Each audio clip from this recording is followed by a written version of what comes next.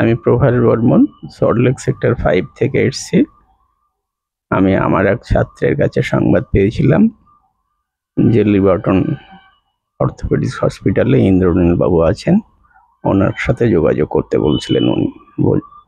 তারপরে আমি ওনার সাথে যোগাযোগ করি, এখানে ভর্তি হই। ভর্তি হওয়ার পরে সুস্থ ফিল করছি। ওনাদের সিস্টেম অনুযায়ী ওনাদের ডিসচার্জ হয়ে গেছে, আজকে বাড়ি যাচ্ছি, মোটামুটি ভালো আছি।